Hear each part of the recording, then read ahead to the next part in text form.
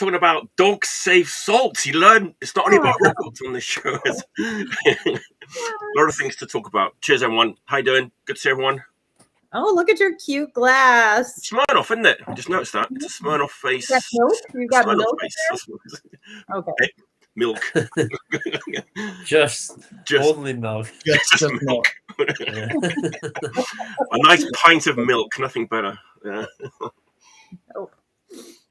Cheers, everyone. It's that time of the week again. What are you listening to? I'm excited. I love doing this show. It's like I'm so excited every week. So it's a pleasure. So I hope everyone watching likes it too. Bit of a 2-hour respite from the madness that's going on in the world around us. Sit back, get yourself some milk, and see what great records we've got. I think there's going to be some great picks tonight. I can tell. I can feel it. Just by looking at the people around me, I can tell that there's going to be some. It's going to be a smoker. It's going to be smoker. It is. So have your fire extinguishers ready. Cheers.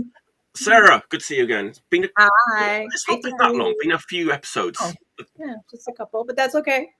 Thanks for having me back. Anytime. Jeff, good to see you. How you doing? Hey, good. I think I'm in the 5-timers club now. The 5-timers club. Ooh, very nice. Will, good to see you again. It's been a while. Always a pleasure. Me too. Different surroundings this time. Actually, I like these surroundings actually. This is the third different setting I've had. On the various... Everyone guessing where is he tonight? It could be anywhere. He could be anywhere. All right, let's do the little the like and subscribe thing that I'm obliged to do. Do the subscribe. Like and subscribe. You know, once upon a time we were like, let's get up to 2,000 before Christmas. I think that was it, right? Mm-hmm. Yeah. Like, let's get up to 2,500 before summer vacation. How about that? There you go. Okay. 500. 500. Whenever summer vacation is. Yeah. Oi, the new angle. Nicely spotted. Eagle-eyed Lupton has spotted the new the new angle. Technical reasons, which I won't get into now. You don't need to be that close. There's something you don't want to see off camera. Yeah, no. Shall we get going? Shall we start? Yeah. As usual, we've got like 5 great records. We're going to have a great time talking about. Help us out in the comments if we get stuck. I always get stuck. It's a given. I'm going to forget something. I'm going to make a mistake. That's okay. We're not experts. We're passionate fans. So correct. Let's be kind. Be kind to us. There you go. All right. I've got a situation. It's a good situation actually to have. To the slaughter and the dogs type situation. I guess yes, that too. But to my right, I have a record that I think was the best record of last year, but nobody's talked about it yet. Oh. But I feel like I have talked about it so much, like in real life, that it kind of already feels like I've shown it. Jordan actually held it up for like 10 seconds and said, "I'm not going to show this. I'm not ready. I'm going to show another one." But it hasn't been officially shown yet. So I've got that one, and yes, exactly. And to my left, I've got what might turn out to be the best record of this year. But I'm not ready to talk about that one yet because I've only played it once, and I have a funny feeling that someone here might have it. Oh. If they do, I'll bring up my too. If they don't, I'm going to save it for next week. That's the situation. So let's get to the best record of 2024. Jeff whispered it. I missed it. No. It came out of France, Paris, 4 women. Oh yeah. This is great. I just listened to this the other day. It feels like weird talking about it because, like I said, we've talked about it like so much, like in real life and everywhere else on the internet. But it's got to get an official showing. Here it is. It's Alvilda. Déjà. This is a lightning in a bottle record. I'm worried. Can they do this again? It's like, who cares? Enjoy it now. Yes, I have been. Enjoy it now. People in the future. This is going to be one of those records in the future that people are going to pay like $500 for. It's like a classic. Yeah, maybe. Maybe. who knows? But how many did he press? I don't know. It's already on the second press, I think. Nope. Right? Third press. Damn. And that came out like fall, right? Yeah, I think so. That's pretty wild. It's funny because I pre-ordered my copy way back in like middle of last year from Disc Union, and the demand exceeded the supply, so I didn't even get one. Like so many people ordered it, which is weird because they only had 1 7-inch out right before this. But I think people there was a buzz about this record, rightly so. It's one of those ones that rightly deserves to be talked about. And what are we talking about? What does it sound like? What does it sound like, everybody? What does this record sound like? Delightful French power pop. Exactly. Delightful. I don't know. I was my best friend. I was trying to explain to her yesterday because I knew she would love it. So she and I were texting, and I was like, "You have to. It's just delightful." That is like, and I feel like when you say that, it like takes away like how like it's a great record. It's like it is like a little saccharine-y, but in the best fucking way. Like it's just so good. Everything about it sounds really good, but you talk about it. Yeah, I've been a bit lazy here, so was everyone else. But I just feel like this record, everyone kind of has an opinion on it, so it's like one of those ones that everybody can like talk about, But yeah, I think you're right. It's like it is obviously they kind of do wear their influences on their sleeves. It's you can kind of tell, but and this might be a controversial thing to say. Someone said it actually already. I think some of the songs on here are better than the bands or some of the songs that they were influenced by. I think they've taken the sound and made it better. It's not as twee and cutesy as some of the like 60s. There is a little bit of a bite to it. Yeah, there is. A little bit, right? And it's not heavy. The guitars are jangly, but there's a little bit of a sort of bite or some extra energy. That's what happens when ladies who are in like, oi bands play, chin chin style. Yeah, that's a very good. Well, that's what I didn't know until 2 days ago that 2 of the members were in oi bands. I didn't know that. Yeah, I didn't either. And that discovery, I was like, oh, okay. right. Makes sense. Yeah. But yeah, I mean, it's power pop, it's indie pop, but it's like every song is a hit single. I think there's 2 standout songs on this record for me. First one is the one that they put the video out for, which I watched that video like so many times before I got this record. That song is just a perfect example of what they're doing, I think. And it's very clever that they released that as the sort of lead-off single, if you want to call it. And the other song that really was a surprise one was the first song on side 2, which doesn't really have the drums in it. It kind of sounds like a drum machine. That's my favorite song on the record. Do you know what? It's so amazing because I was talking to Jordan last night about it, and he was like, "Yeah." At first, I was like, "It kind of sounds like a bit of a throwaway." It's like they put this kind of like weird, like kind of slightly differently produced record at the end of side A, and it's like, but yeah, you're right. It's like it is one of my favorite. It's probably my second favorite song on the record. It's like it's incredible. Kind of like ebb and flow to like. The yes, record. Yeah. It's just a really great way to kind of round off side A. And the way they kind of laugh at the end, where it's like, yeah, this song is great. It's so good, we're going to laugh. It's so amazing, It's just beautiful. It really is beautiful. But yeah, it's my favorite record of the year. Yes, please come to the US. Please come to the US. Yeah. And Japan. Yeah, and Japan. Yeah. US first. It's much bigger. You have a lot to do. You have a lot of land to cover. Yeah, it's one of those ones. It's hard to sort of do it justice with mere words, but fantastic, absolutely killer. Yeah, I can't believe no one showed that yet. That's wild. It is, isn't it? Yeah, it happens. I guess You know, everybody probably thinks somebody else did that already, or whatever. Yeah. It did not consult the list, maybe before they were one of those kind of people. Yeah. Maybe everyone's going to show this or something. Yeah. I actually thought someone had shown it because, like I said, we've talked about it so much already. But I get to do it. It's kind of just an iconic cover too. I feel like maybe iconic not the right word, but it's like super memorable. Like you see it once and you're like, there, right? Remember, and it's so simple and like the color scheme and everything, and just It's yeah. I mean, everything about this record is pretty much like perfect. Even the back, it's just like I don't know. Yeah. There's nothing wrong with this record.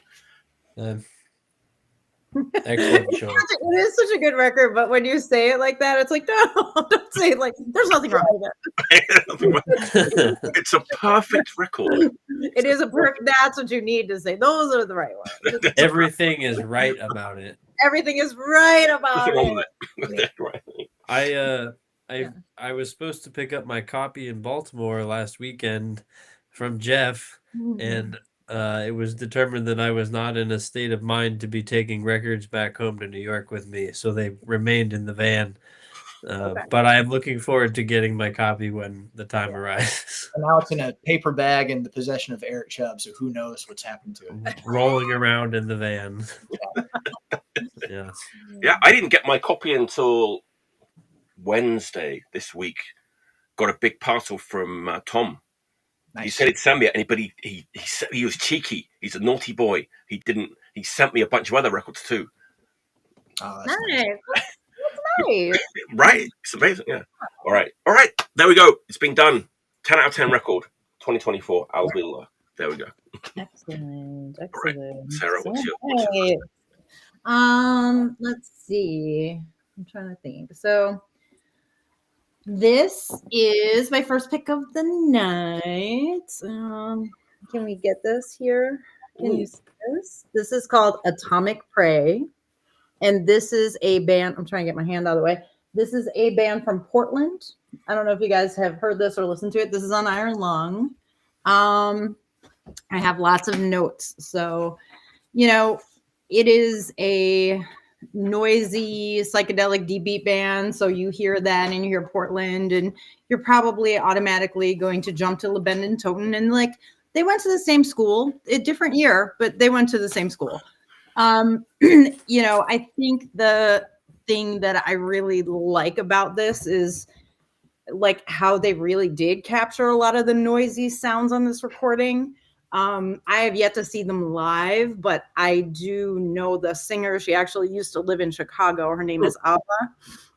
And she actually met the bass player, I think, Alex, when she was here. And then she moved to Portland, and they were already kind of, the cover art is amazing.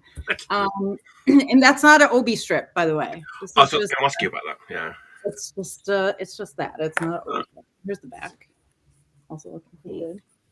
And I do like this too, so I have to show it. I meant to pull it out earlier. But then we got some.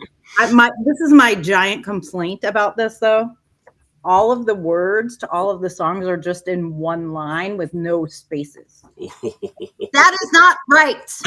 I can't read it. But other than that, I love it.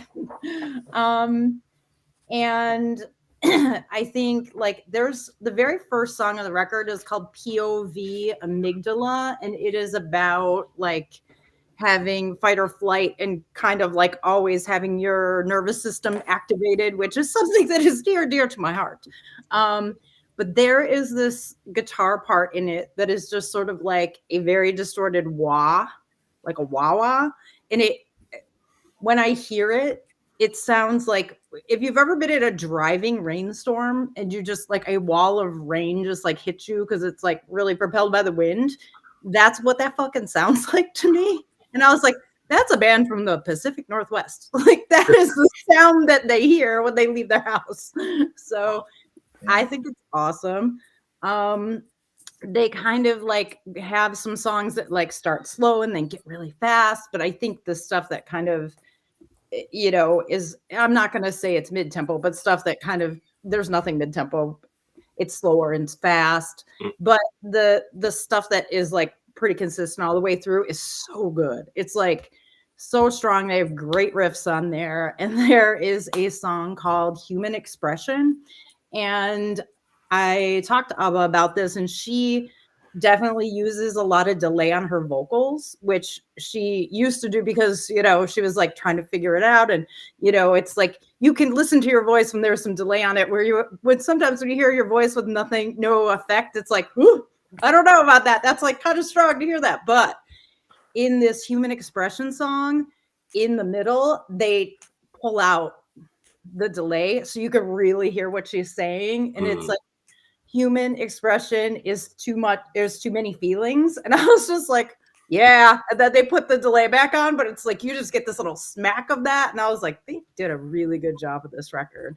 Just in the sea of noisy D-beat, this one's definitely worth checking out.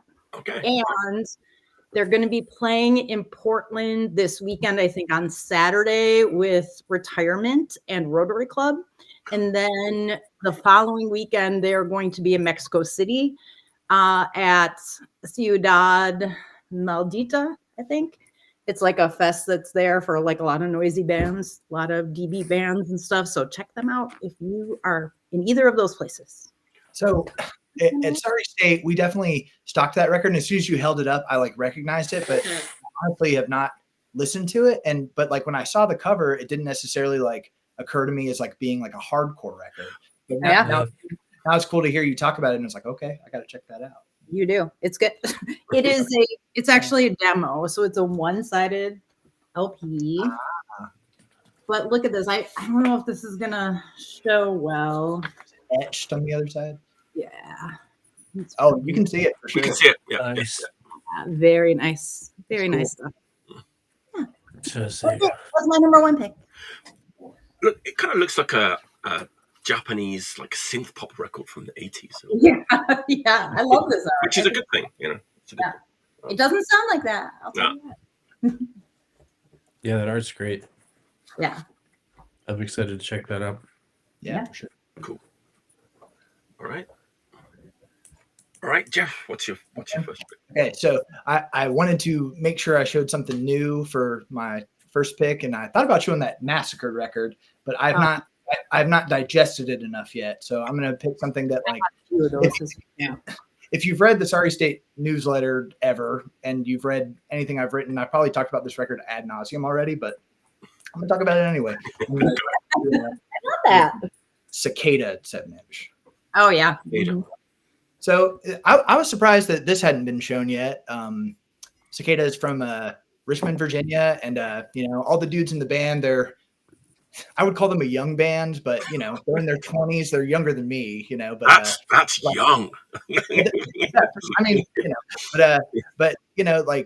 Will, like I'm sure the dudes too. They're like friends basically. So I hope my personal bias doesn't come into the picture too much, but I had seen them play Richmond quite a few times, and I was like, this band is really good. But I think when it occurred to me last year that this band was not only good but great was actually when Will and I were on tour, and we were actually in Chicago. They played at the Empty Bottle with Public Acid, and their set that night just floored me. I was just like, wow, this band is really doing something special, And then following that, they also played at Unlawful Assembly Fest in Milwaukee, where I took a shot of tequila right before they started playing, and then I was immediately starting to get tackled by bony children who were jumping off the stage, but they just destroy, and the thing about the type of hardcore they play, the way I would describe them is like, to me, they totally, if you're going to compare them to something from the 80s, they totally adopt things from like what I would call like the ugly outsider side of 80s hardcore. So if you're going to talk Midwest, it's kind of like the dissonance of Kreuze, but then particularly like Jordan, the vocalist, reminds me a lot of like United Mutation. It's that sort of like low, gruff kind of vocal style. But then also in Chicago, and apparently this is kind of like now their signature thing that they do, but they opened with Easy Targets by Cheetah Chrome Motherfuckers. It was so killer, and I was like so stoked that they did that, but I don't know, I just like I don't know if it's like sort of they're a little bit under the radar, because I think Unlawful Assembly, so that's the thing, when I saw them in Chicago and Milwaukee, that was before I had heard the record, because the record kind of came out for the festival, and then I came home, jammed the record, and I was like, okay, now I get it, but I think Unlawful Assembly kind of does distribution in their kind of own way. Like Sorry State always tries to get copies for Unlawful Assembly, and Daniel's like, I'll take 30 copies, and he's like, I've got 8, like that. Yeah, I have a funny story about that, but yeah. So just to reiterate, the record is called Wicked Dream, and I think didn't Thomas do the artwork for this, Will? Yeah. So Thomas Sarah artwork, beautiful, you know. So yeah, if you don't know it, check it out. I think they're like, you know, like not to overemphasize, but just like one of the great bands playing hardcore punk currently. Yeah. So yeah, so to talk about like the hardcore that they influenced. So if you were to take 3 records and put them together, you know, United Mutation 100%. Yeah. It's kind of what you're getting. Yeah. Anyway, that's all I got. And are they from? Where are they from? DC? Where are they from? They're Richmond. Oh, Richmond. Okay. Right. Brendan, who plays guitar, was a DC original. He was in Pure Disgust and Combat and like a bunch of that era of like DC hardcore bands.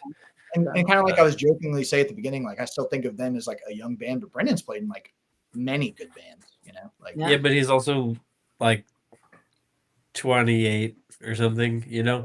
He's crammed enough into like 12 years. I don't know. He might even be 26, but he's crammed enough into like 10 to 12 years of playing that is like really notable and good to be any age. The thing about hardcore and punk, you can get that. You can get a lot of that slant.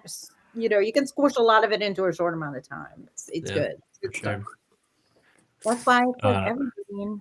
There's always going to be some new kid that's going to come out and play a fucking great hardcore record. And God bless.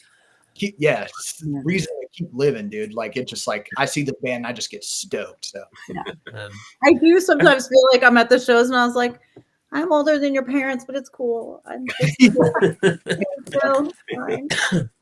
Sarah, yeah, I don't think you're like actually that much older than me, but you were like the cool older punk when I was living in Chicago. Yeah. Like you were like the head to be respected and like listened to, and if you were out of line, then if you said I was out of line, then I was out of line. I don't think you ever said I was out of line, but you weren't. But just to say, yeah, there are many generations that we all can exist side by side. It's nice. Yes, exactly. Yeah. Will is misbehaving. A little further distance, but that's okay. So. Yeah. All right, beautiful. No, they were great. Cicada was great at that fest too. So truly, that fest also was exceptional. Yeah, we were going to talk about records, but a Lawful Assembly Fest was extremely fun and extremely good at every band.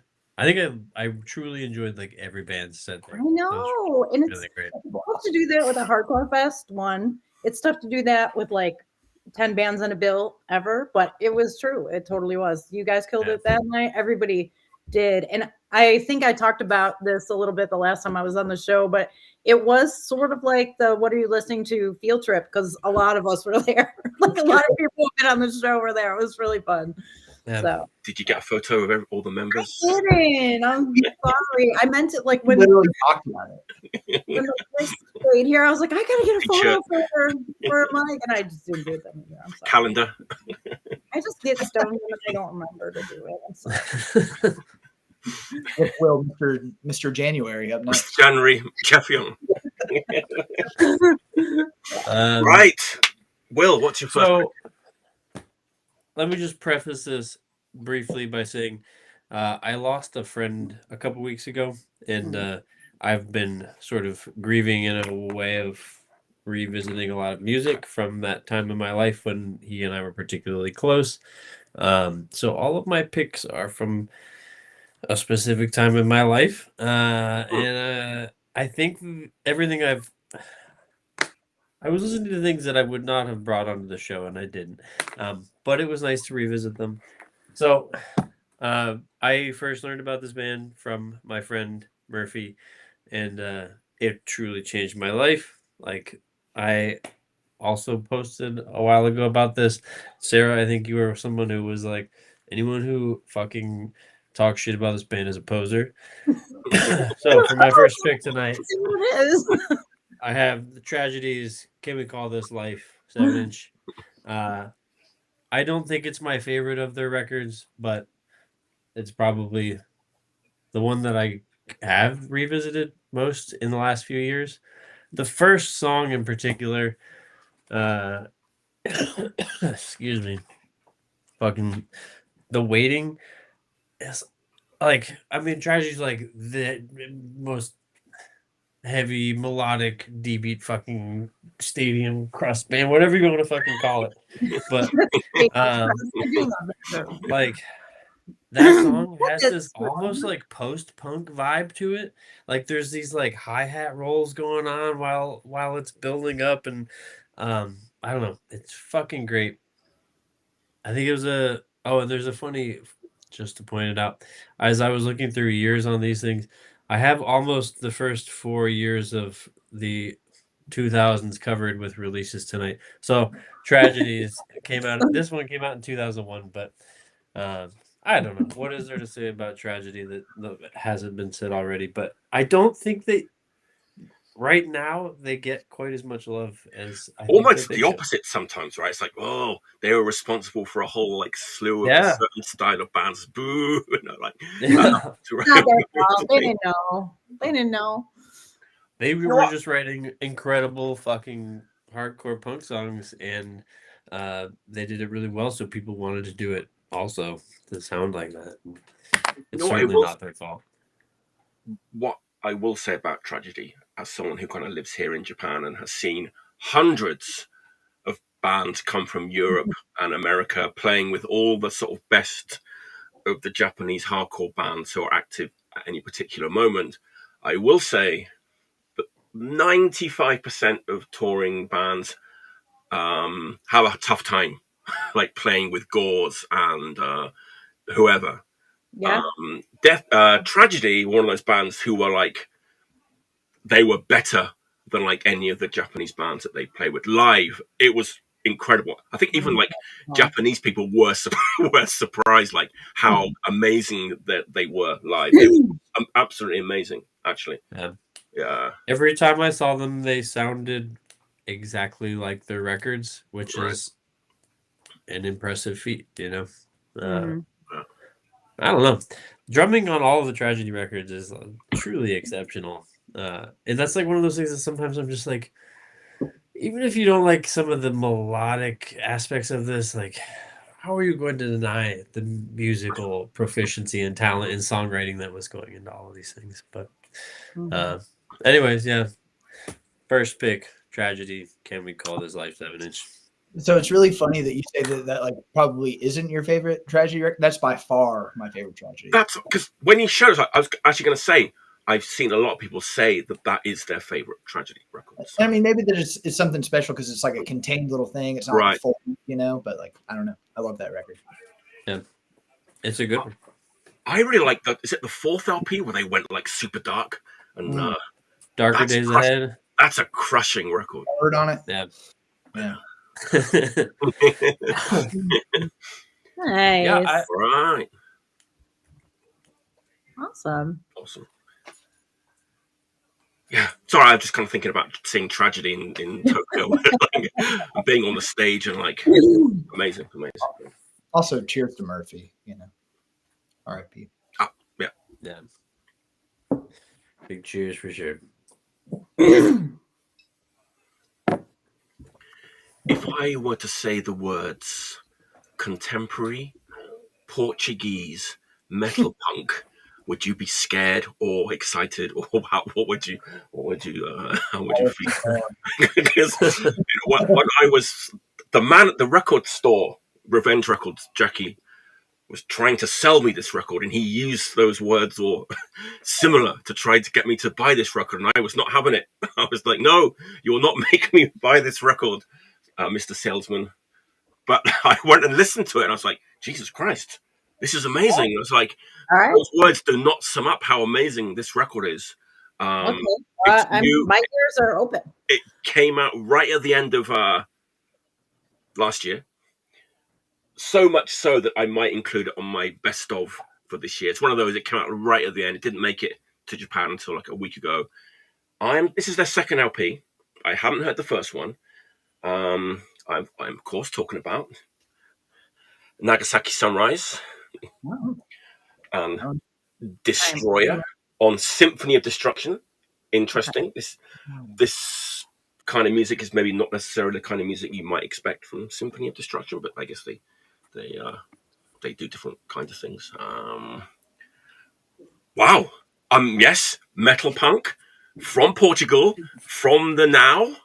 But this is so metal. It's more like Dio than like black uniforms. It's like Man, they that- went, Good is what you're saying. they went full on with like, I mean, there's more guitar solos on this record than like all the records from last year, like put together.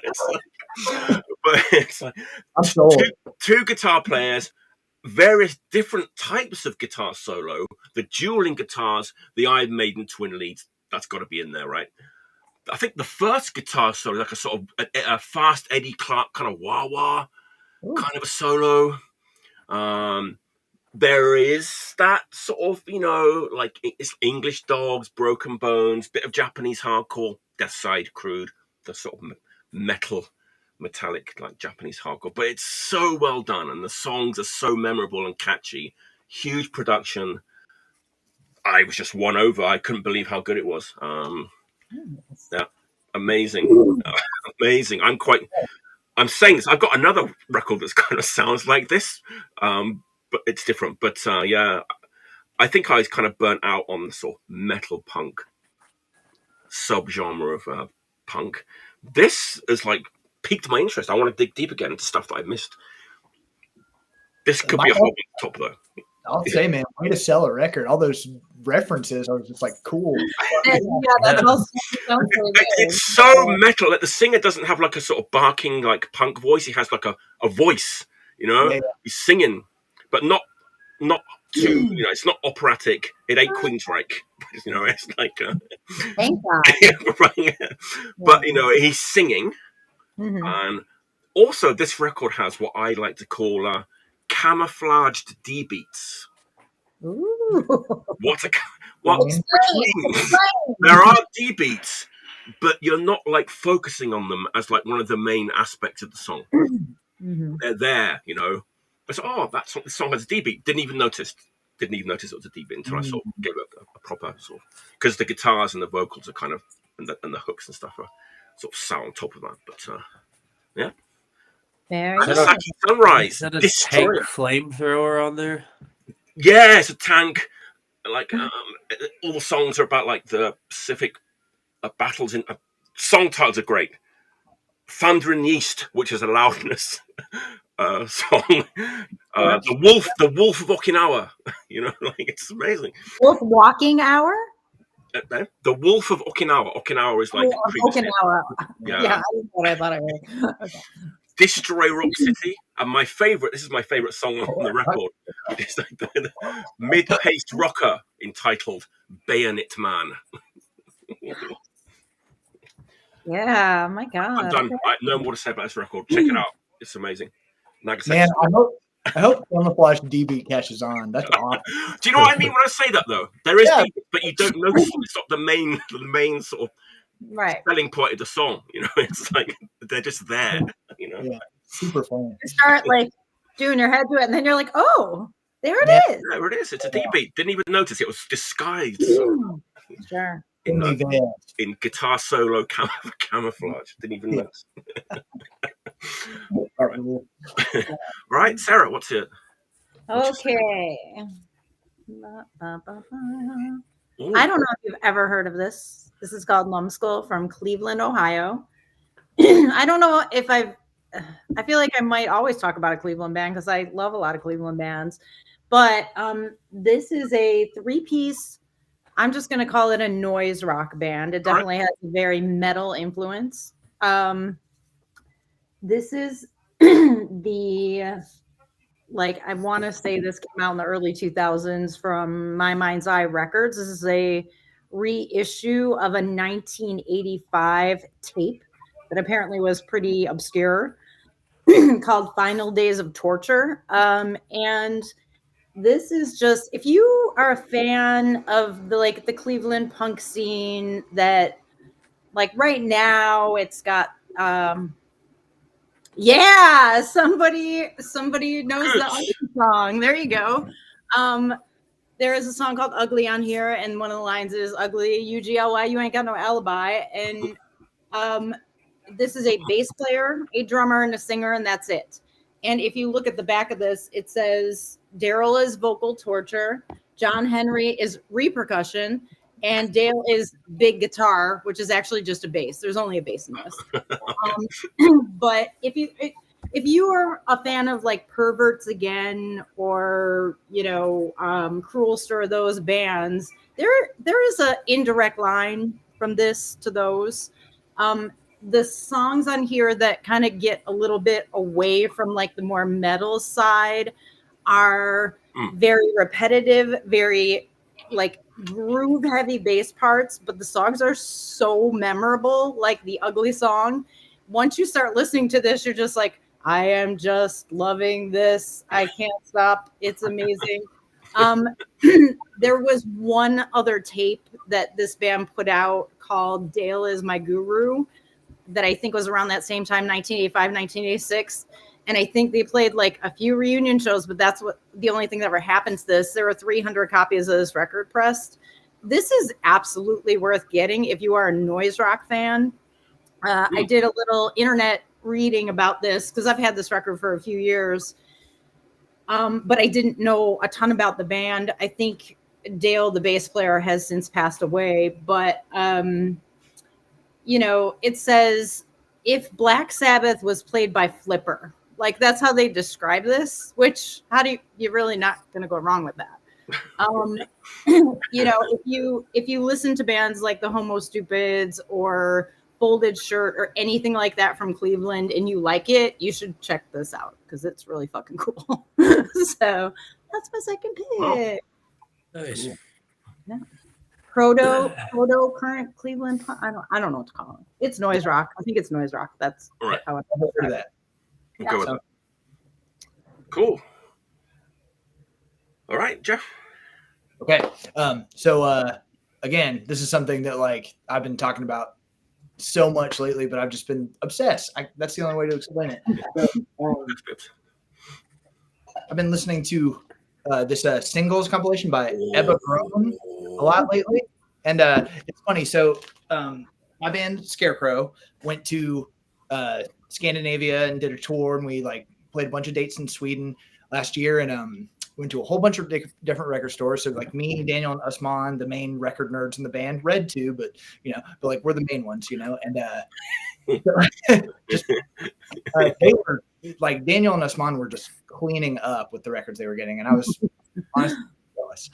And the whole thing is that like it was mainly based on like my sort of like a financial flexibility, just sort of buy records at the time, But I remember Daniel was sort of like I'd heard of Ebba Gron before, of course, but like Daniel was in particular like sort of looking for those records while we were there, and I don't know if like it might be that it's like the same thing as finding like a Ramones record in the US or something, but like we found more than one copy of that singles collection just in different places, and Daniel very sneakily, very sweetly just bought me a copy. He got one.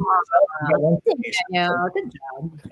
And I listened to it and I was like, it opens with their cover of Born to Be Wild, which at first I was like, this is kind of goofy or whatever. But now I'm like, you're a few beers deep and it's killer. Everything's When I've dug into the record more, it's just like I'm just realizing it's like, oh man, this is like proper like great classic Swedish punk, Right. And it made me want to like know more. And like so their first record, oh man, I'm blanking on it now, but like the first record is called something. It's like We're Only in It for the Drugs. That's it. That's the first LP, right? Yeah, and so when I discovered that, I was just like, well, I gotta know more about this, and sort of come to find out that it's like the singles collection is great, but then like you listen to the first record and it's like they're not just a singles band, like the whole record is just like bangers on bangers on bangers, yeah, I don't know what else to say, but They basically sort of invented that kind of Swedish punk, right? Yeah, so it's like the thing is like so there's like a little bit of like Johnny Thunders rock and roll with the guitar. It's like sort of like you can compare it to like classic UK punk or like maybe Teenage Head in Canada or whatever. But I think there's something very specific about like sort of the sense of melodicism with Swedish punk. It's like very signature to like sort of what they do there. And if they're one of sort of the progenitors of all that, then like, Oh, and also I did want to mention this. So like, I feel like it's certainly obvious that they must have had an influence on all these bands that kind of came out in the 2000s, a la The Vicious and Mass Hysteria and all this. And I ask you, when you listen to my beater looking copy of this, And I wish I had the black cover one, but it's like is it? I don't know. There we go. Yeah. Coincidence? I think not. Right. Yeah. Anyway, Yeah. that's my second. Nice. Awesome. Man, I'm forgetting his name. This is stupid. Like the singer refused.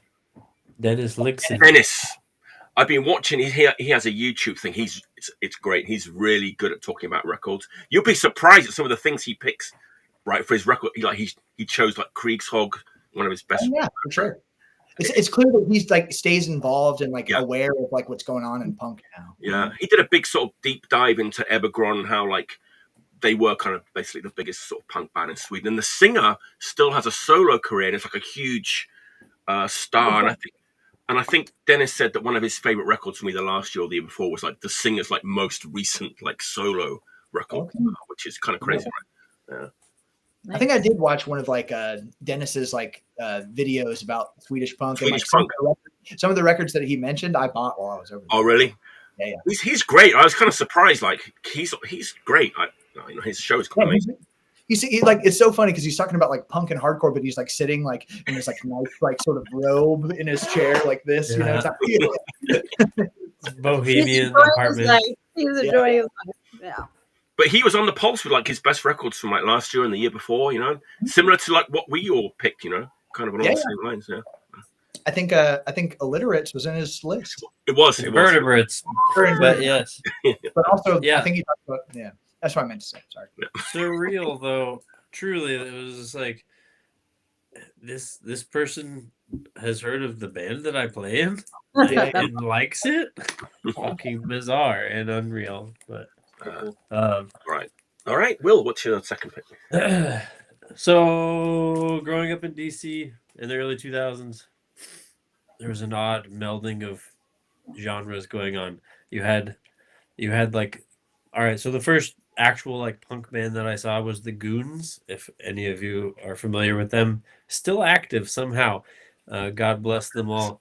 I would love to play with them. It was actually recently proposed that we play a gig with them, and that needs to happen. But there was also like the Discord thing going on, which the early 2000s Discord scene was very far removed from what the 80s Discord records sounded like. But there was this band from that era called Q and Not You, and I saw them play so many times growing up and was obsessed with this record.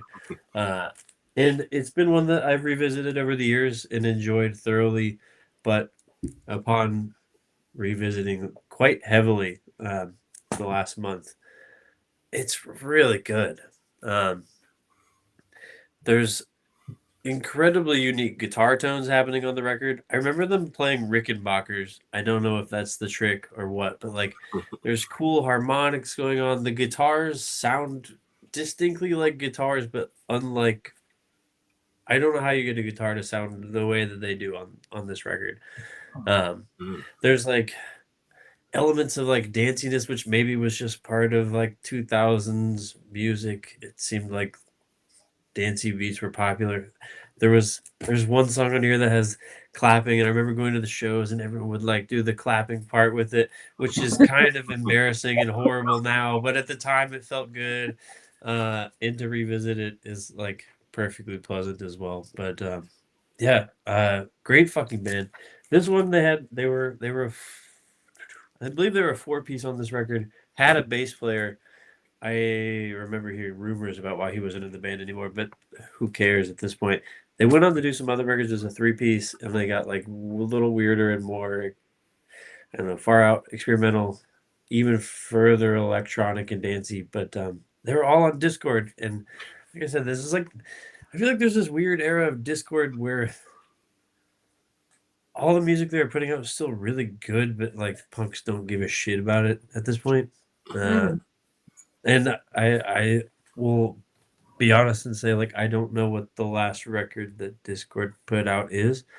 But I'm sure they're still putting stuff out, and it probably is still good. Yeah, I wonder, did that Casual Dots record come out on Discord? I think it was like a sort of split release, wasn't it? I can't remember. Hammering Hulls, was that on Discord? Was it really? Oh, I think so. maybe not. Because that's Alec Mackay, right? Yes. Yeah. oh, I don't know what I was thinking. Yeah. I feel like they played in Chicago. I didn't go, but I remember that. Yeah. Okay. There's that Koriki record too. That was great. I loved that actually. I mean, but like as far as like younger bands, I'm not sure though. There's the whole period where, they kind of went from that kind of Revolution Summer into like 3, Ignition, Soulside, and then they even went like further and further away from that as well too, right? Going into that period. And I think you might have coined this. It's like almost like adult contemporary punk, like Sunday Night Punk. Well, Which is funny that Jordan is mentioning Lungfish, and that's adult contemporary punk to me. I mean, for sure. yeah. Lungfish stands to be a great band in my mind. I still love I listen to those records now, and I'm like, this is still great. Yeah, it's really fucking awesome. Yeah. That band Black Eyes was also like, they had a moment there, but that was even more bizarre. Like 2 drums, sometimes 2 basses, noise guitar, and like these weird mixed dual vocals, and then getting into like free jazz, which at the time I was just like, what is this? I don't understand what's happening. A little far for Will in 2005, but what I saw them do a reunion show 2 years ago, which I guess they're fully reunited and like releasing new music in theory, but like seeing the free jazz stuff now, I was like, oh, like this is I understand. It made a little more sense, But let me ask you, based on my level of open-mindedness that you're familiar with, do you think I would like Q and Not You? It might be a stretch for you, Jeff. Give it about 15 years. I don't know. Maybe you would. I mean, I think there's some of the songs on here that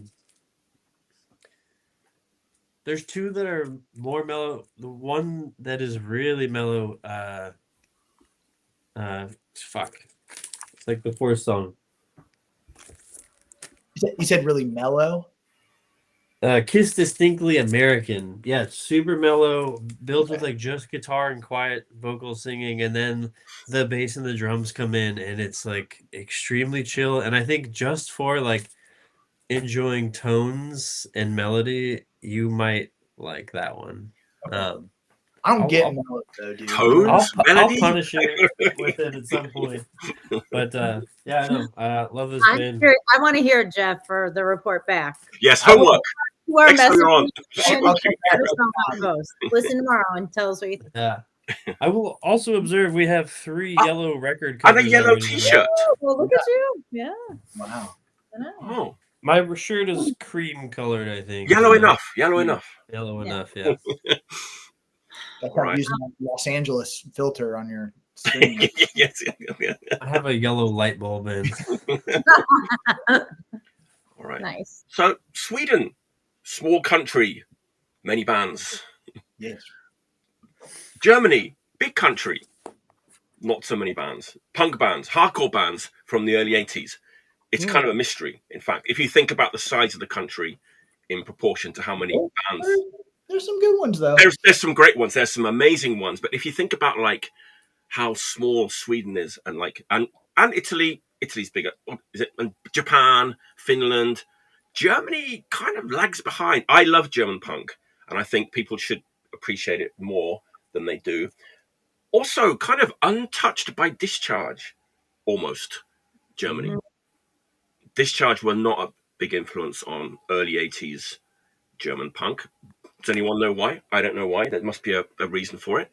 So anyway, let's talk about some great German punk, hardcore, even from like 1982. Yeah. The second album. Oh. Yeah. Mm-hmm.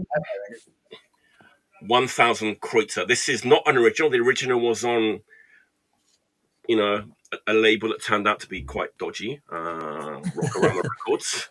They weren't at the beginning, then they went that way. This is an old school reissue. This is like 20 years old now. It did get reissued 2 years ago on Power Up Records. This is a Teenage Rebel Records 2005 reissue.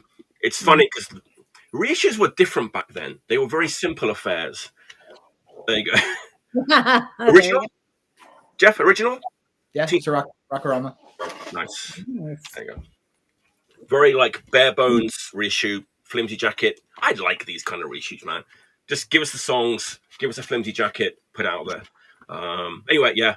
Oh, the Captain Oi reissues that I have, like right.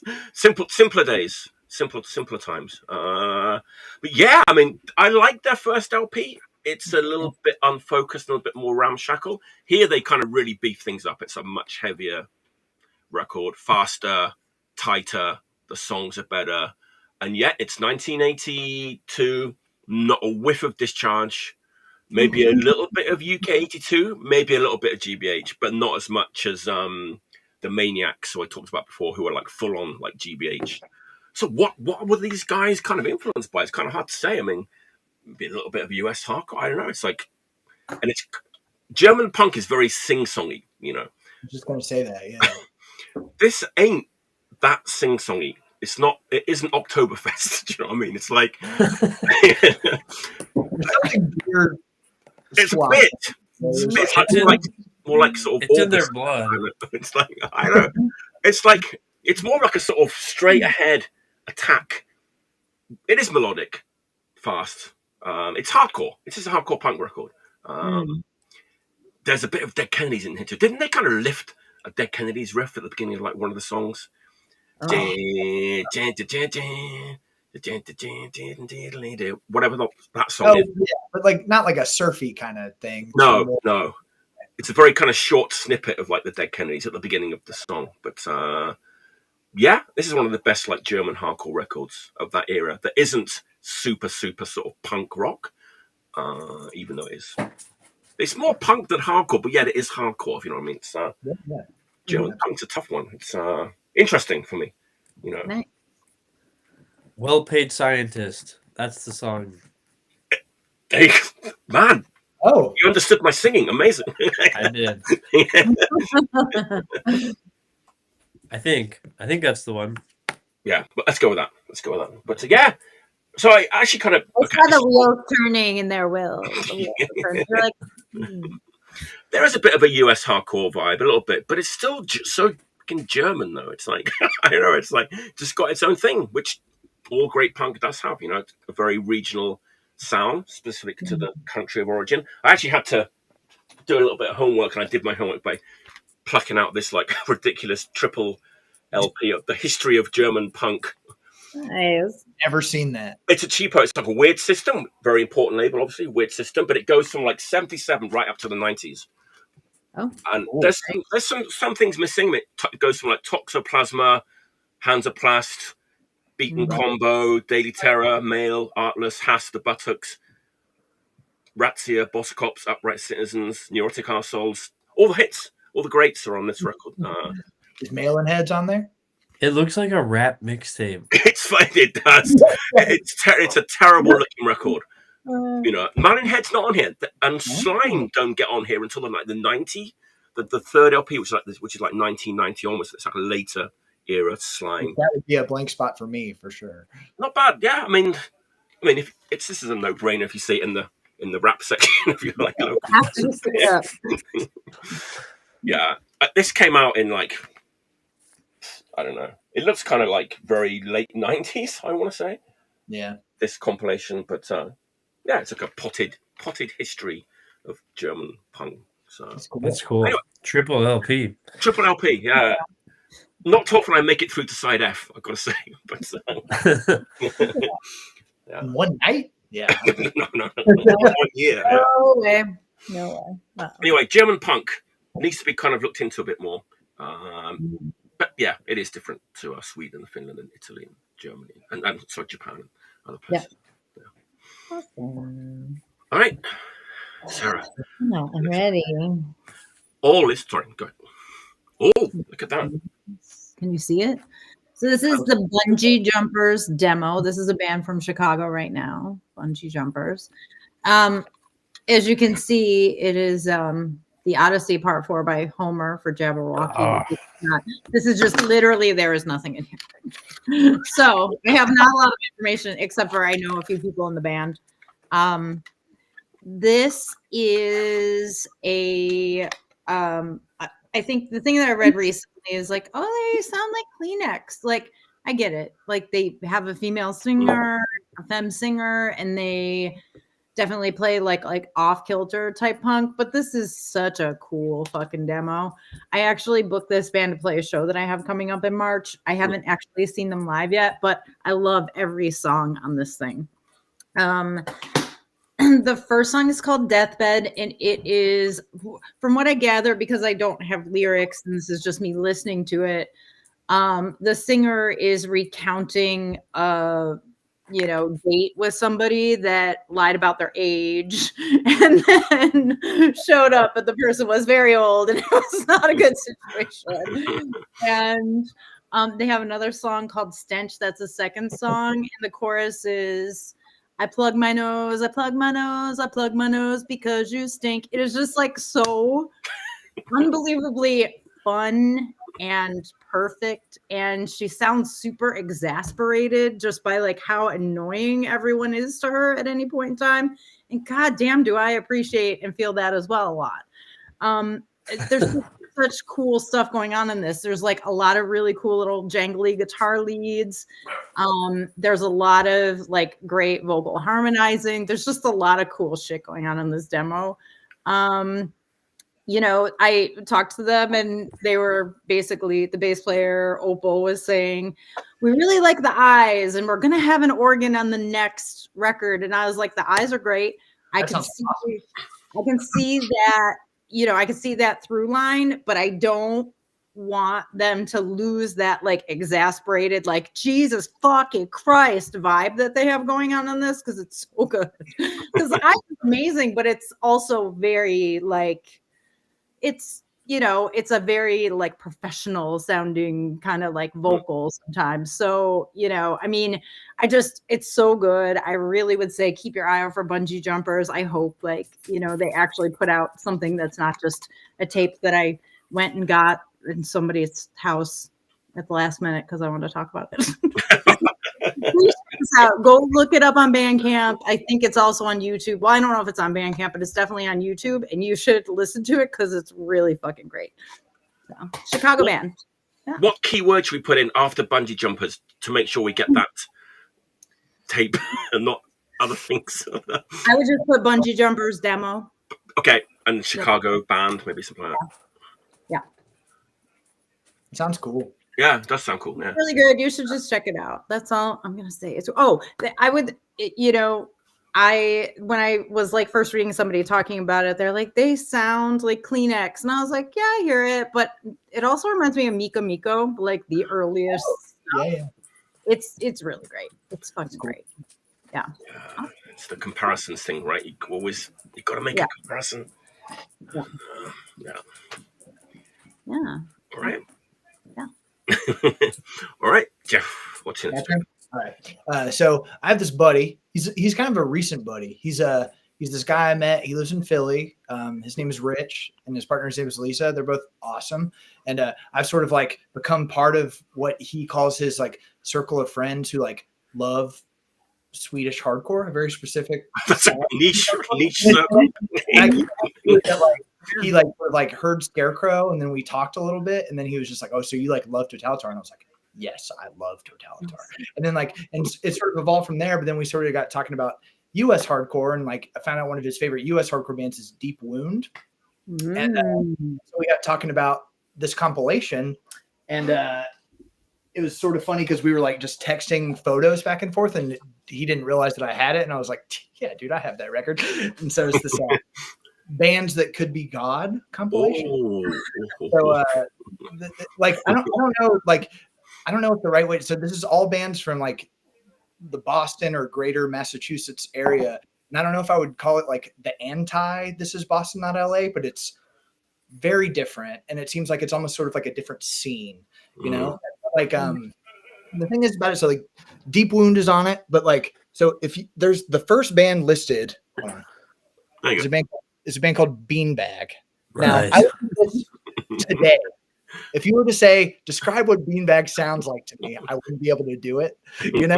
the thing is like the bands that are on it that are good are like make it so worth it. So I mentioned Deep Wound, but also like that band Moving Targets is on here. Oh, and yes. It's sort of before they get into like sort of like the super melodic thing. They're still kind of a hardcore band on this record. It's like before that first LP came out. But then for me, the main band that like makes this comp like worth hearing is this band called the Outpatients. Like I think they're one of the most like underrated US hardcore bands ever. And that's probably because they didn't really ever put out like a proper record. They're on this compilation, and I think they had demos and stuff.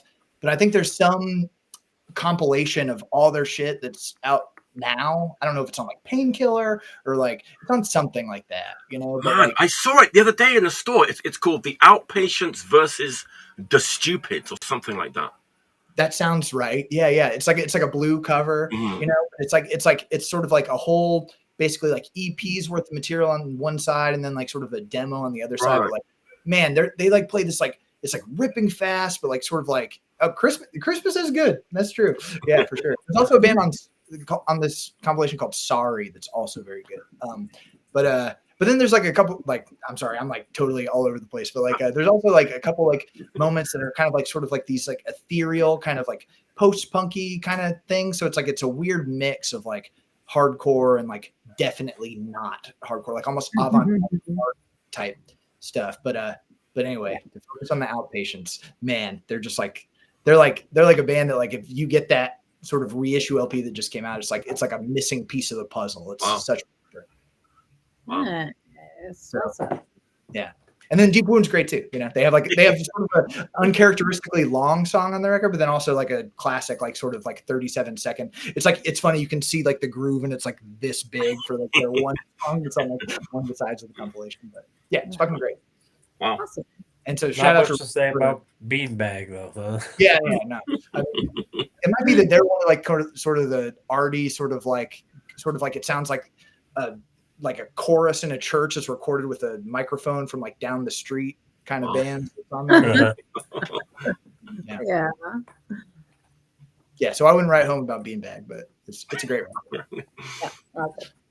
It's hard to get like a perfect. There's some like a perfect like compilation album. It is. Like I think that's like the thing is that like this is worth having, but it's like, are you gonna like throw it on to listen to everything on it all the time? Probably not. You know. Right.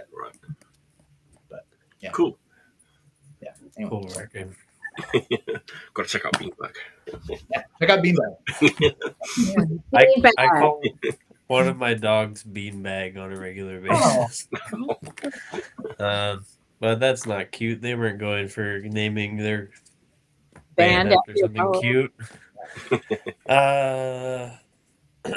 So this one, the next two are going to be a little embarrassing for me, but we're going to go for it because they hold I don't know. They held an important place in my coming in my journey, and honestly, I think the records hold up pretty good, but I'm probably going to get roasted by everybody for my choices. So, first one is the Page 99 City of Caterpillar split 7-inch. This came out, I believe, in 2001, which was the same as that Tragedy 7-inch. To me, at that point in time, it didn't matter that those bands sounded completely different. I was obsessed with both of them. Just the same. This one's got this cool fucking silkscreen fold-out jacket. Yeah, it was a good one. Funny enough, maybe I sold a copy to Sorry State at some point too, with a different cover, the all-white one. But neither here nor there. I saw City of Caterpillar play for the first time in a church, having no idea what they sounded like. I had gone to see a different band, and it was at the time the coolest thing that I'd heard. I don't know how familiar you all are, but I mean, they get lumped in with the screamo thing. I don't know. Horrible genre name in general, but Scram. Yes. Yeah. I think they're just like an interesting. They did longer songs. The songs on this record are obviously not very long. They're dynamic and heavy and grating guitars. The vocals thing is one that, if it was not your cup of tea back then, is probably not your cup of tea now. Sure. But having listened to these songs like a million times over, it doesn't bother me in the least bit. And yeah, I don't know. I think they're a really cool band. I saw them play a reunion a couple years ago. It was kind of whatever, but at the time and the place, there was nothing better. And I think that these songs hold up pretty well. Also, I don't know, the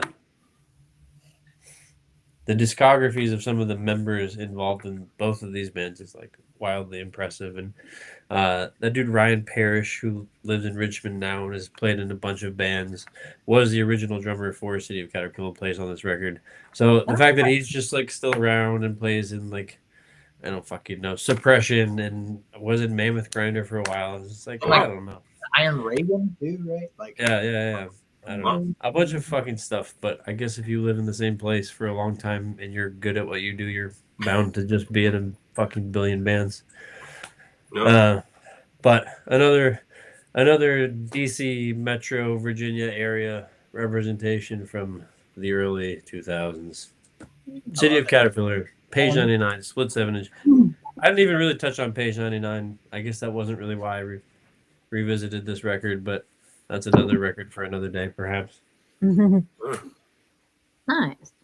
Definitely familiar with both bands, name-wise. I don't think I've ever checked out either of them. Would I like them? I don't know, and that's a hard one. And all right, I'll How do you feel about touch on Primo Page and 99. Timber? I I feel like Page 99 had such a wild range of what their records sounded like, and one of their records sounds like a fucking Swans record. Like, you know, they're lumped in with the screamo genre, but they were playing with fucking grindcore bands. Like, it was I think they were also just like doing what they wanted, and they wanted to sound like Born Against and Swans and like, I don't know, whatever other like bizarre music that, like Nirvana, like literally. And that's how you got this weird fucking band that I don't know, somehow is a screamo band by association. But I might be totally off base. Would you ever like describe them as like mathy at any point? not really, no. Okay. I wouldn't say so. They had some of like the harsh guitar, like hard picking patterns of like some of the metal core of the era, but like not even touching on like the actual metal of metalcore, if that makes sense. I don't know. They were also a really wild band, and you know, I think they're heralded by many as a great band, but also ignored by a lot of punks for being a fucking screamo band. Like they deserve a little more credit than just that. I think even in our circle of friends, there's a few that definitely are into them for sure. You know. So. Yeah, for sure. And it doesn't hurt if you're from the time and the place, you know. Right. All right. This band was on Bullshit Detector 1. Fucking came out like in like, was it 79? I think. But they're kind of a UK-82 band. One of the sort of minor UK-82 bands. I think they're great.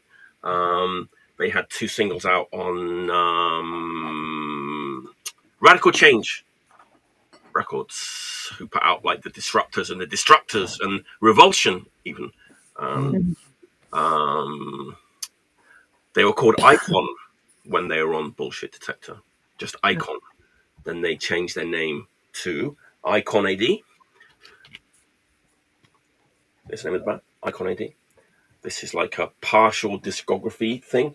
I say partial, you got to get the CD if you want like all the songs, which is a little bit annoying for someone that doesn't like to buy CDs. But forget about that. It's still a great like collection of songs.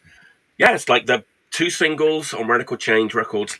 You can't really see, but the artwork is just so amazing. Time. Now, seeing what the singles look like now they look really familiar. Yeah, it's like one of those bands that could have been on No Future and also could have been on like Fight Back, you know. conflicts of the label, but they're on Radical Change, which is kind of like a label that's kind of almost in between those two labels, right? But it's like super melodic, female fronted punk of the time, which kind of does sound like the Violators, or maybe a little bit like Vice Squad, or one of those kind of bands, but also sounds a bit like the Lost Cherise or like Hagar the Womb, or it hits a little bit harder than some of the UK82 sort of tuneful bands.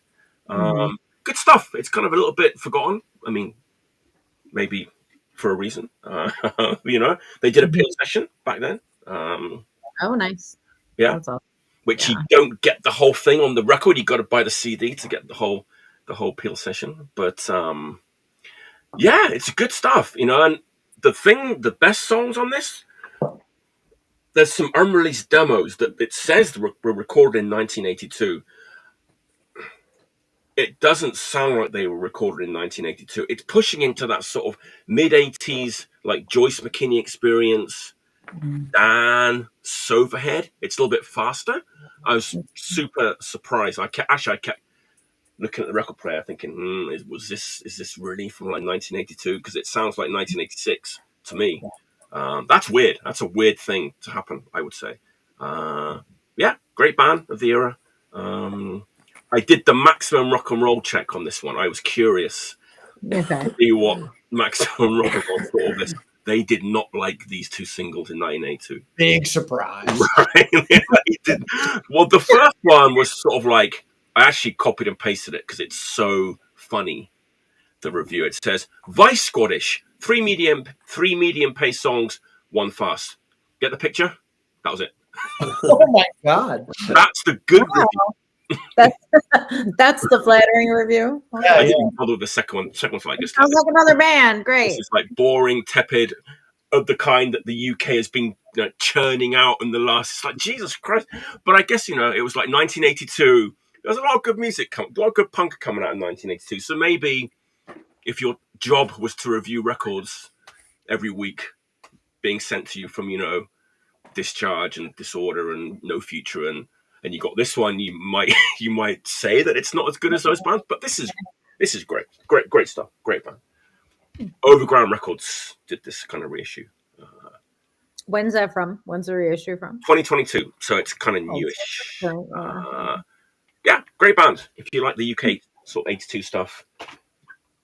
Yeah, it's a band I'm less familiar with, but it's like it seems like, but based on everything you just said, that why am I not? Well, it's like one of those bands when you sort of when it's like one of those bands you want to dig a bit deeper into like a certain genre. Let's go a little bit deeper. You get to Icon AD, Cool. Yeah. I like going deep into that. Yeah, I like digging deep too. Yeah. All right. Sarah, what's your fourth pick? The A-Lines. Oh, that looks familiar. Did somebody? I wasn't on the list. I know. We looked at it before you came on. I checked.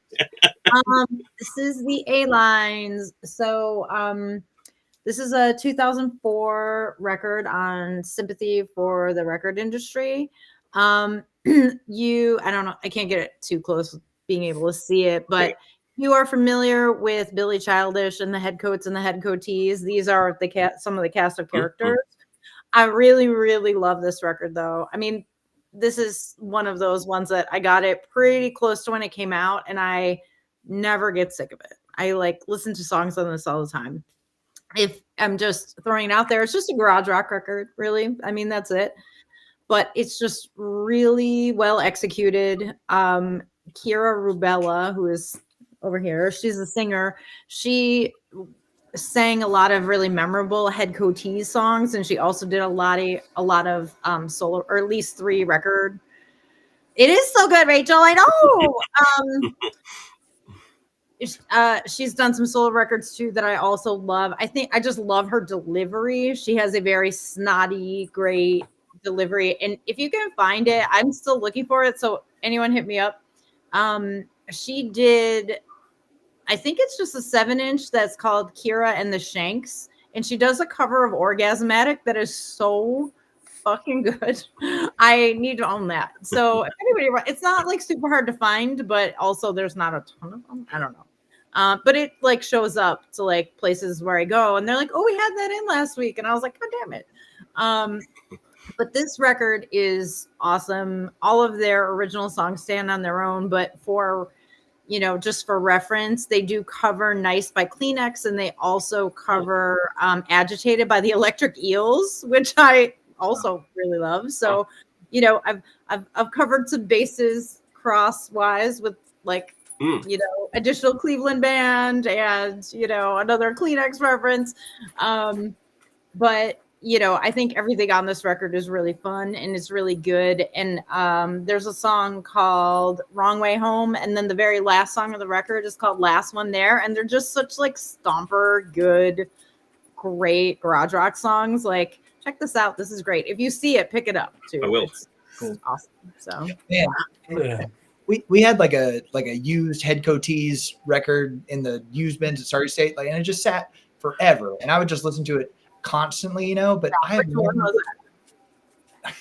trying to read. It's like I couldn't tell you the name of it. There's tons of covers on it too. I think it was like a compilation, but like that A-Lines, I've never heard of it. It's so good. It's so good. If you throw it on, it's like one of those records that's just like you could just listen to it at any time ever, like, any circumstance. This is a great record to have on. That's cool. It's so awesome. I gotta hunt that down. Yeah. Man, there's so much to dig into with that sort of Billy Childish Head Coatees. There's so much. This is actually Billy Childish's wife that plays guitar in this band. Okay. So, yeah. Nice. Sarah, are you from Cleveland? No. Okay, just a big I'm from fan. Buffalo originally, and Buffalo and Cleveland are not far from each other. So I spent a lot of time there because I hated a lot of Buffalo hardcore, but I liked a lot of Cleveland hardcore. So yeah. I feel like I'm gonna say this is a friendly area, but Buffalo hardcore had a lot of New York, and it really did, So yeah, that's my 2 cents. That's all I'm gonna say. So I spent more time in Cleveland to do that, and then like even after I moved to Chicago, still spent a lot of time in Cleveland. So a lot of good friends there. Great city. Yeah, great bands. Yeah. Great city, great bands, great people. Mm-hmm. Awesome. All right, Jeff. Young Jeff. Young Jeff. All right. So on the same night that I was talking to my buddy Rich about that Bands That Could Be God compilation, we were talking about other compilations. And what was deeply educational for me was those Killed by Hardcore compilations. But specifically, there's the Killed by Finnish Hardcore. Sure. Yeah. This really has like, I think it has 47 bands on it. Not really, but like it has so many bands on it. It has all the bands. But you can go like into the sort of the more obscure stuff with this, but that's to get to my pick. So nice. so like the thing is like most people, if you're going to talk about like your sort of obvious like go-to like great Finnish hardcore bands, it's like it's Reissue or it's Chaos, But for me, the one I feel like doesn't get as much love is Ratus, Or if you were to pronounce it, and I don't know if you were a Finn, if you would say Ratus. I don't know if that's correct or not, but taken from the first Stranglers LP, Ratus Norvegicus. That's where they got the name. That's where they got the name from. Yeah. Is that right? Yeah. I've never heard that in my life before. Yeah. That's really cool. But anyway, so I love this record in particular. Like the Pushead artwork, iconic. Uskantuan Vara. I think that's how you say that, more or less, And this is like a Brazilian pressing, and so like it has like the proper New Face records. So New Face, yeah. At some point, like maybe dudes from Oho Seco and dudes from Finland made friends or something. So like this Brazilian label is like putting out Finnish punk records, and it has bonus tracks on it. So like it has like the best or worst Misfits cover of Horror Business you've ever heard in your life.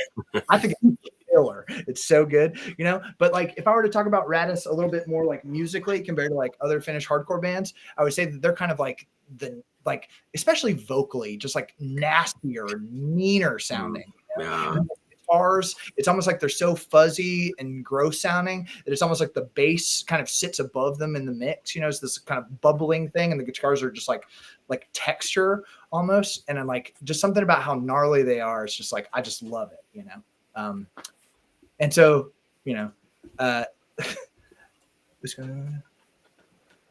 yeah, we're all like reading the comments, like, oh, me too. I have to take a moment.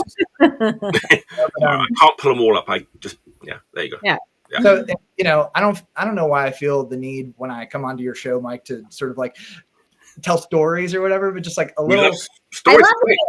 Just like a little anecdote, if you'll indulge me. So the thing is about Ratus, and as far as like my group of friends or whatever, is that like I don't know how many bands, like I know Reissue sort of like put out like newer material sort of in the 90s or 2000s or whatever, but I don't know how common it was for Finnish bands to come to the US. But in the early 2000s, Ratus came to the US and played a few dates, I think only on the East Coast. Like it was like 4 or 5 shows or something. I think it was 2004. And I don't even know how many shows they played, but they certainly played Richmond, Virginia. And but of all places, they also played in Greenville, North Carolina. And for those like people watching the show might not even know where that is, So like if you've heard of Raleigh, like Greenville is east of us, like closer to the coast and much smaller. So like the fact that a legendary Finnish hardcore band played there is like insane, but like I'm pretty sure the lineup was Direct Control and then Reason of Insanity with Brandon from Direct Control playing drums for them, and then Ratus, and it was at this, and I wasn't there, this was a little before my time, but like knowing my friends and stuff, like I just like hear about this. Oh, they played Seattle. Wow. How about that? But I just hear stories about this show. It was at the Greenville skate park. I'm pretty sure Ratus showed up to the show. There's no PA, and like my friends, Michael and Chris, who are like these older punk dudes who I'm still friends with to this day. I saw them the other day, they were kind of like more involved with like, punk and hardcore and booking shows back then and stuff, and they reminisce about it because they are hardcore fanatics. They've been like into international hardcore since they were teenagers in the 80s, So the fact that Ratus came and played in the skate park in like the area where they're from, they were just tripping on that, and like to this day, whenever Chris, who like helped book the show, tells the story, he's always like, man, the show went so well. I paid Ratus $5 large. Now, Chris had paid Ratus $5,000. That would have been incredible. But when Chris tells the story, when he says $5 large, he means $500. It's decent for that time, though. That's what I was going to say. So, like for a small DIY scene, that's pretty respectable. Yeah. They got their shit together. They like who knows how many kids came into that skate park and didn't even play, or pay for the show or whatever. And then Sure. And then and then the next night, the exact same bill, Direct Control, Reason of Insanity, Ratus played in Richmond. I'm sure it was a bigger show on a stage with, and it was great or whatever. But like to this day, like sort of in like the circles of North Carolina, especially like knowing the Direct Control dudes and stuff, I think Ratus kind of holds a special place in my hearts as far as Finnish hardcore goes. So yeah. Man, I remember like being super young and getting that Ratus record with all the skulls on the cover, which is like isn't it like a singles comp or something? I don't know. Yeah, and I had already sort of been delving into sort of like noisier hardcore. That record made like no sense to me back then. I couldn't it was just like a noise to me at like 19 years old. I didn't get it at all. But obviously now I do. But like at the time, it's like I had not heard anything that's so like. Where are the songs? Like even Discharge had like songs, and Disorder even had like songs.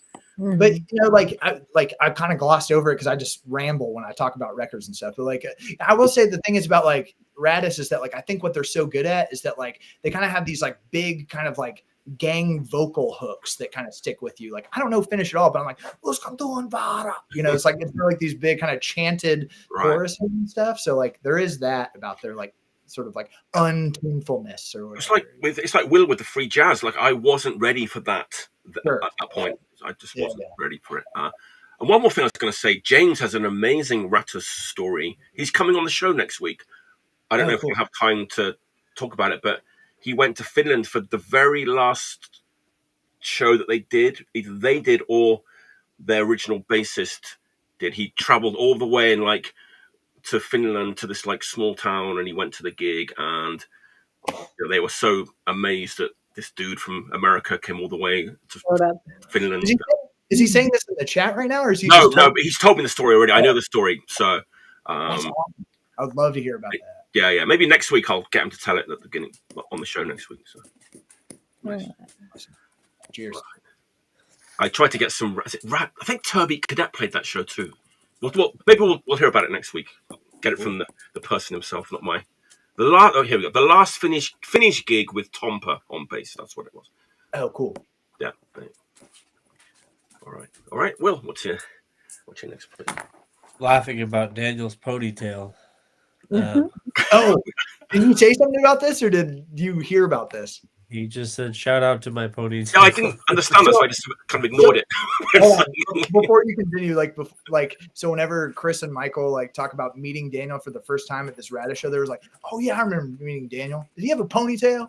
You know, he absolutely did not. You know, I was really enjoying the vision of Daniel with a ponytail. Maybe I shouldn't have spoiled the myth. We'll have it in our mind forever now. So, all right. Long live the ponytail. All right, I'll take a break from revisitations of nostalgia. This is a funny thing to have come back to. I bought this record about a year ago and finally picked it up from my friend.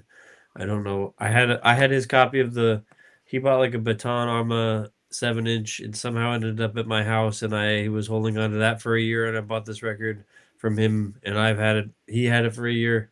He lives like a mile away from me. I don't know why this was impossible, but I finally got this corrupted record. The title is in Spanish from a Japanese band. Se hace por los sueños asesinos, which I guess translates to it's for the dreams of assassins or something like that. It's done for assassins' dreams. I don't know. I think this is the second record tonight of a band not singing in their primary language. What was your first pick, Mike? My first pick was Alvilda, who's singing French. No, it wasn't that. I don't know. I thought somebody had something where another record where it was a. If we did, why am I blanking on it? I don't know. Maybe I'm just living in some fantasy land, but maybe you were hoping. I don't know. I thought someone had something. Beanbag. I don't know. Anyways, this record's fucking sick. Maybe it's suiting my mood right now. I've been a Corrupted Fate for a long time, but this one was not one that I was familiar with. The entire A side is acoustic guitars and very like baritone singing. Yes. And then you flip to the B side and you get two more tracks. One of like the classic Corrupted Doom. And then the second on the B side is this like more plotting, like almost teetering into the like more stoner rock vibe of like the Doom genre that I really, really love and adore. They have a few other records where they hit that tempo more as well. But again, I don't know. I think they're one of the best to do it. And I don't think this is probably their best regarded record, but it's a really fucking good one. I was doing some research on this. I didn't realize that I guess they are down 2 members, but having been formed in the early 90s are put out something as recent as like 2 years ago, I think. So they're a local band. They're from Osaka. So yeah, I used to go and see them a lot, like when I first moved here, like in 98, 99, 2000. They've had some periods of inactivity. They've had like they had the singer. They've had some different singers. They've had like 2 different female singers. They put out a new record right recently. A friend of mine, Rie, she's the singer in that band. She sort of sings in kind of a synth band as well. She's got her own band, but I think there's only like one original member, I think, which is Chu, the drummer, right? That's kind of his band really at this point. But very heavy band. Like I used to go and see them live because they would always play with like Framted and Gloom. They would just pretty much only play with like the crust bands from Osaka. So yeah, pretty interesting to go and see those shows. It's sort of like that kind of a lineup all the time, Corrupted and Gloom and things like that. So it's interesting. The label that puts this record out was HG. HG Fact. Yeah, and if you look at their lineup and their roster, it is not bands that sound like Corrupted at all. So it's cool to hear you share that they were playing indeed with like more punk bands.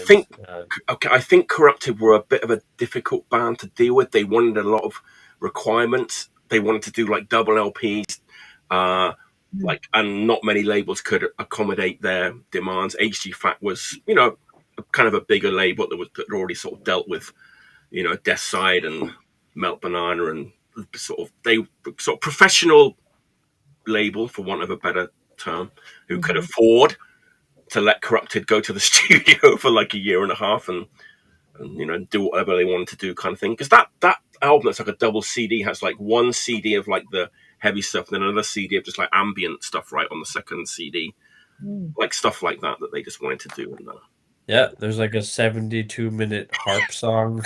Yes. Yeah. Why not?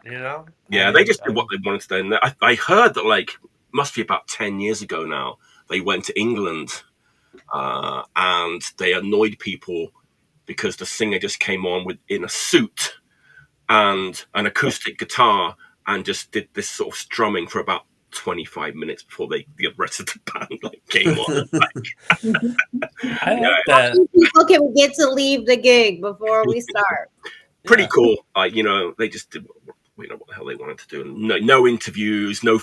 They weren't allowed to be no photos of the band in fanzines. Like none of the real names, all that kind of stuff. Very sang in Spanish, all that kind of stuff. So. Yeah. Cool fucking band.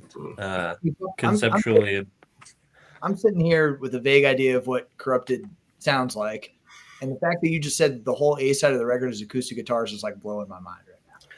Straight up, it's bizarre, but it fits within the larger picture of them as a band. If that makes sense. Yeah. It wouldn't be the first song I would play somebody to be like, this is what Corrupted sounds like. But in the context of the discography and the rest of like what they've released, is like, yeah, this is cool and really like dark still. They were also like a bit. They love to do. There's like the split single.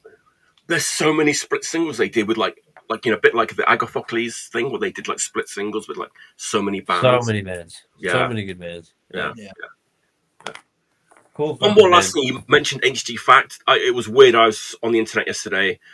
This label called Break the Records, which is kind of almost like the new younger version of HG Fact. They've done the Death Side reissues and Systematic Death. They announced in tribute to HG Fact, because that label's been dead for a long time, they're going to do an HG Fact t-shirt, and everyone's like so excited about this like HG Fact t-shirt that's coming out. People are psyched because it's like such an important label, like in Japanese hardcore and everything. So it's just a pretty cool little tribute to HG Fact. That's cool. I would have won like straight away. It's like, boop, there you go.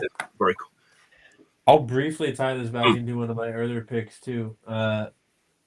Also on HG Fact, Envy, the Japanese band, released some records. They were the first Japanese band that I saw who were touring with this band, City of Caterpillars, like sister subsequent band Malady at some point. But I remember like seeing them in DC and then driving to New York to see them the next day, and I was like, the Japanese are really better at doing this than we are. Envy, a heavy band, right? It's like you'd see. I think Envy and Corrupted used to play together sometimes as well, and Envy and Corrupted were definitely kind of two of HG Fact's like kind of flagship bands that weren't Japanese hardcore, Right. Yeah.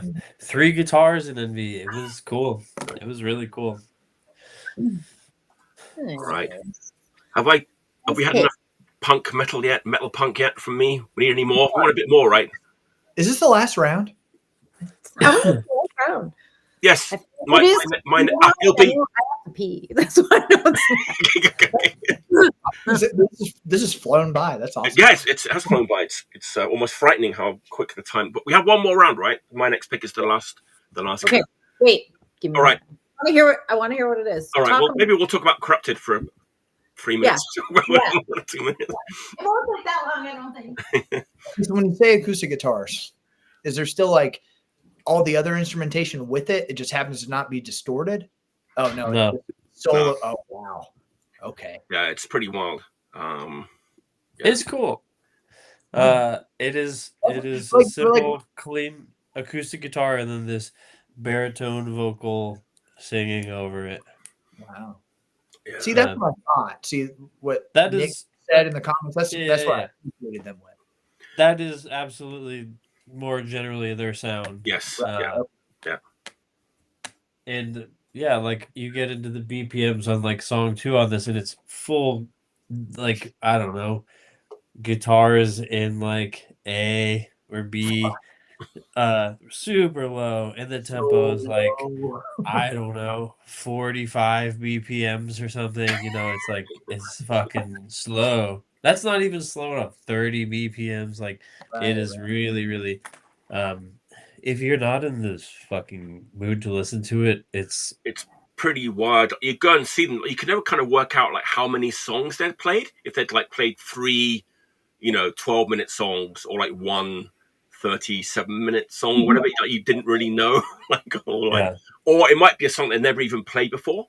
Like that. Yeah, really. I feel like one of those kind of bands, very prolific and all that. Yeah. Hold on, let me grab a beer. I'll be right back. Anyway, Corrupted, what a great band. Next time he needs to have his cooler with him. Somebody needs to have his cooler with him. It's a brilliant move. A toilet, like built it to my seat. I wouldn't ever have to leave. Wow. Me walking like a champ. I went to and from the fridge, dude. Good job. Excellent. All right. Last round. That's gone quickly tonight. Yeah, for sure. So I've got a bit of a story. It's not as an exciting of a story as Jeff's story, but it's a story nonetheless. It's about my last pick. So a couple of weeks ago, I was talking about Modem from Finland, which is like Vili from Koti Tuho and Four Scenes, like synth pop kind of project. Their new record's really good. So, I talked about that. And on the same show, Greg from Shit showed the third Inepsy record. We had a huge conversation about the third Inepsy record and Shaney. One. So hold those two thoughts together, and you've got the Modem thing and the Inepsy thing. And kind of when I was looking up the Modem thing just to check on, because Vili has a huge discography. He's been in a lot of bands, right? So I kind of saw that he'd been in this band called Death with a Dagger, who I had never heard of before. And I sort of immediately forgot about Death with a Dagger, and just forgot about it. Did the show a couple of weeks ago. I think I went to Disc Union literally the next day after the show, or the day after, the next day. Went to Disc Union, new punk and hardcore used arrivals, right at the front of the stack. Guess what's sitting there? A fucking Death with a Dagger record, right at the front. And wow. and the big reveal, guess who did the cover art? Our man himself, Shaney from Inepsy, did the cover art. What a fucking weird story, coincidence, all those things. Right. So to look at. Yeah. Well, how is it? What does it sound like? Is it good? Well, metal punk. This is not like Nagasaki Sunrise. This is party. This is a party. This is a Finnish party metal punk. This is way more 20 packs of smokes than Heaven and Hell, It's I mean, just crazy. Those two things sort of tying in there. So he must have loved this group to do. He did the artwork for the second LP too. He must have liked them. Mel punk, lots of leads. No camouflage D beats. The D beats are quite They're very, in very view. up there. Yeah, Wow. lots of guitar solos, and you can tell what it sounds like because they did this thing where they say, without these bands and the inspiration, this album would not have been possible. And it's like, and if I read these bands, you'll just, okay, I know what this record sounds like. Judas Priest, Anti-Semics, Ozzy Osbourne, only the old stuff. Varaus, Chaos, Turbid Cadet, Death Side, Uta, Saxon. I love this. They go from Death Side to Saxon. Saxon, that's like, okay. It goes on and on. Dark Throne, Inepsy, Rainbow, The Flower Traveling Band, Iron Maiden, Battle Axe, Hawkwind, Gizm. Every good band of all You time. get the idea. Kind of a flex to say Hawkwind and not Motorhead. It doesn't say Motorhead, actually. No, it doesn't, I don't think. They're probably like, Motorhead very obvious, so we can't put that in. They do have a 7-inch with Kill Minnesota. We are going to put in Saxon, though. Right. Yeah. Split 7-inch with Kill Minnesota. It's great. I mean, like, this, big surprise. They love Saxon too, so, It's a steal, baby. Yeah. $10. Yeah. Count me in. Yeah. Awesome. Death Forever Records 2009. This came out.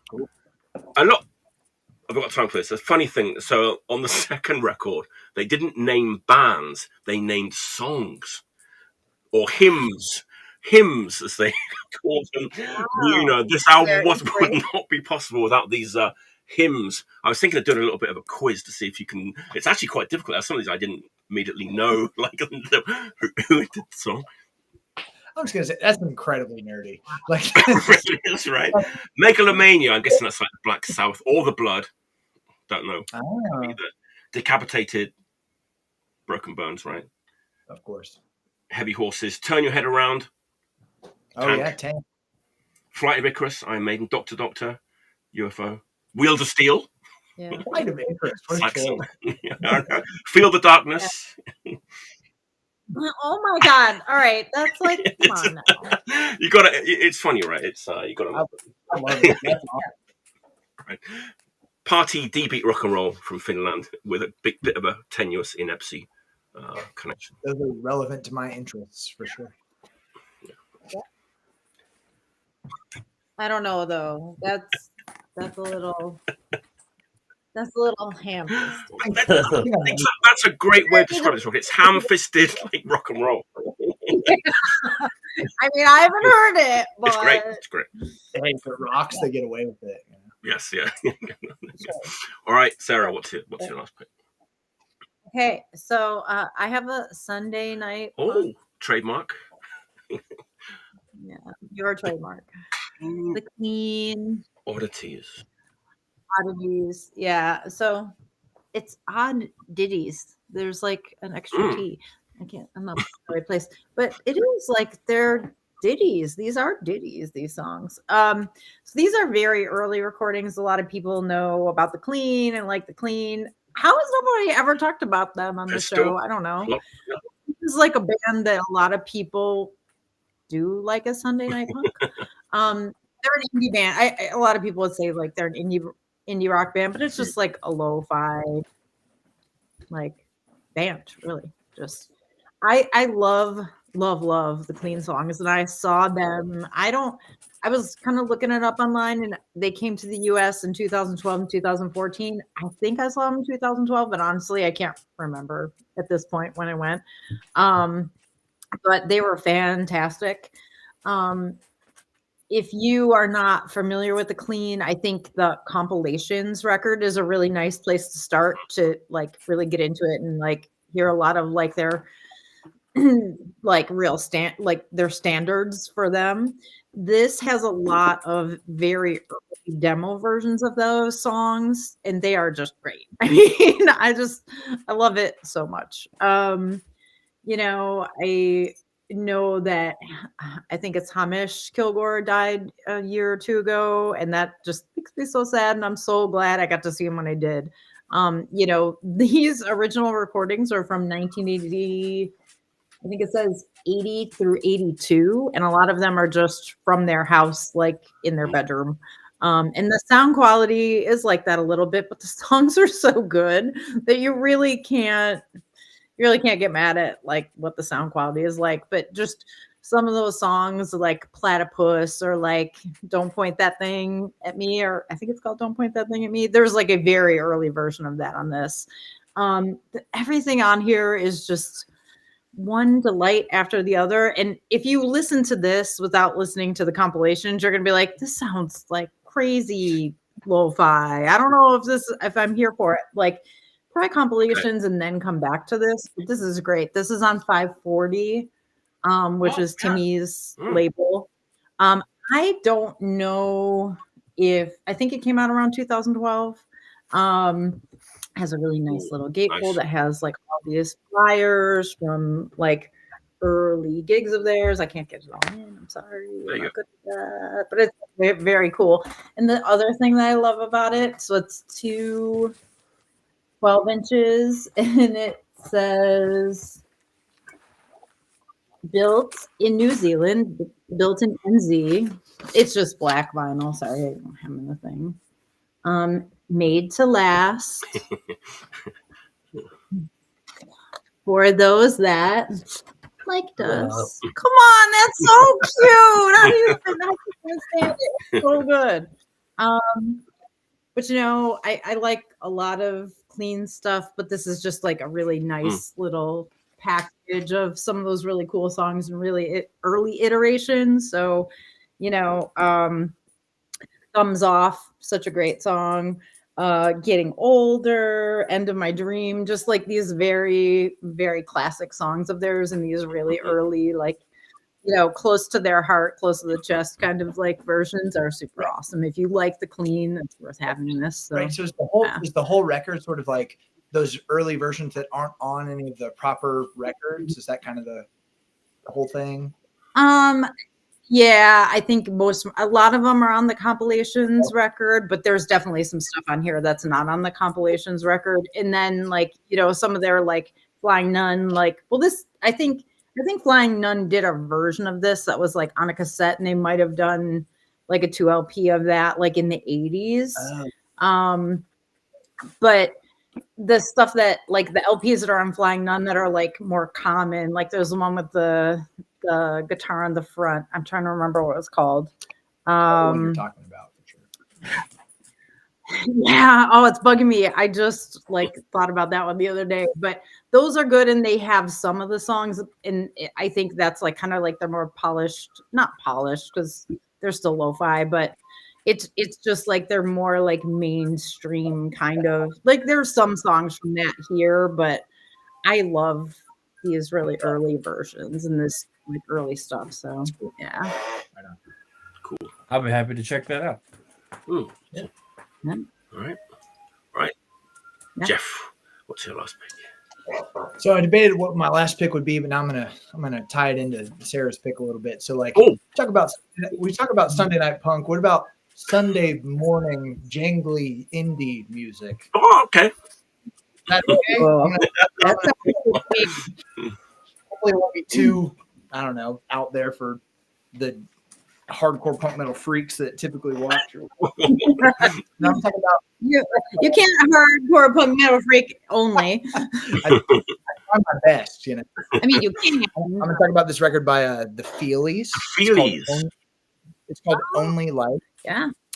So okay. There's this guy John who used to work at Sorry State, and he's like a little bit older than me, and like he was sort of like in college around the time when like sort of like Replacements Don't Tell a Soul was coming out, and that's his whole vibe. That's like the kind of music he's into. He loves like the DBs and like all that kind of stuff, you know. And like it's so funny because like this Feelies record, like their first record is kind of post-punky, but then like there must have been a time in the 80s where like everyone who wasn't into like GBH or Metallica must have just like thought Big Star and Lou Reed were the coolest motherfucker.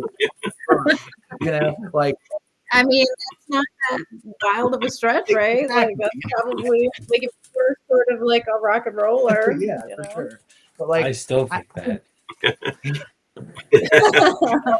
I think that's what's so beautiful about this record compared to any of their. I'm like, I've heard a couple of their other records, but I listened to this one like obsessively. John let me borrow a CD of this record like 10 years ago or something like that, and I finally got a copy on vinyl, and I listen to it all the time. And it's kind of the perfect thing when you wake up on Sunday morning. Maybe you're a little bit melancholy, maybe you're a little bit hungover, you know. But it's like that sort of like that plodding sort of it's very, very Velvet Underground, you know, and like even the vocals are a little bit, but like not to a point where it seems like pretentious. It's just like it feels like a good pop record, but with that kind of sensibility. And I don't know, there's something so beautifully understated about it. That's what I really like about it. I don't know. I just find myself coming back to it as much as I want to throw on like, you know, Raw Power and, you know, all kind of. You don't want to throw on Raw Power all the time. I get it. It is. Yeah, it is an evergreen record for a reason, but no, it's just Cicada riffs. You know, I find myself to the feel like I've listened to this record so much lately, and like it's sort of like, I don't know, it's one of those where like I just like throw it on and I don't even think about like a song feeling like a single or anything like that. It's just like there's a mood to it, you know, and that's what I like about it. Yeah. I think that like that it's like I made a joke a while ago that I was only gonna talk about like Brian Ferry and Roxy Music tonight because that's like a mood. It is a fucking mood. And I was like, I'm gonna like just only talk about 5 of those records, and I didn't. But like, you know, sometimes the mood is right. Like, you know, I don't need to like get punched in the face with it right away. I think that's need to just record is like a grower, you know. Like I think that's like kind of thing about it, and like it gets under your skin. There's something cool. Yeah. Them and their I feel people don't appreciate that all the time now because I feel like, especially now that so many people just consume music like on the internet, it's like if it doesn't grab you immediately, next. You know, what's next? What's the next thing that's gonna like really, you know, turn on every like spot of my brain that I need to hear? And it's just like there's so much good stuff out there that people just miss because, you know, and even, it's hard. And even of the time, it's like there's probably an element of it with their pleat jackets and their dark sunglasses that like was a little bit unapproachable, but really I think they're just a bunch of softies right in these. How do we look cool when we're doing our record? We're not really that cool, but how do we look cool? Nice. All right, the last pick of the day. Will. I want to off air talk a little bit about what we're discussing because I'm not going to bring it up right now. Okay. The record that I have actually been listening to the most, which I have in the pile, but it's not fitting for. It's not sketchy, but it's not fitting for the show. So I'll bring up another one. We'll do that post. It'll be in post. Yeah. It's about the mood, as you were saying, but this one ties in a funny way. So I bought this at this place, a CD seller in Virginia, which I have no idea how the CD seller has survived, and not only gone from being the CD seller to being like a fully reputable record store in Northern Virginia that has like one of the best new arrivals sections of a record store that I've been to in a while. But also at work recently, my coworker put on. I mean, I didn't know this is what he was putting on, but Dire Straits was playing, and it wasn't just the hits. It was like a record. I was like, whoa, Dire Straits is awesome. Was it Love Over Gold? It was the first record. Okay. Like and then like some other, I think it drifted into some other ones after that. But like I was like, this record is fucking sick. So that ties into my last pick, the Phil Lynott solo and solo. Nice. Yes. But Mark Knopfler plays lead guitar on this fucking record. You know what? I didn't know that. Awesome. I didn't either. And it's a funny coincidence that it happens to be in the midst of me exploring my Dire Straits phase of life.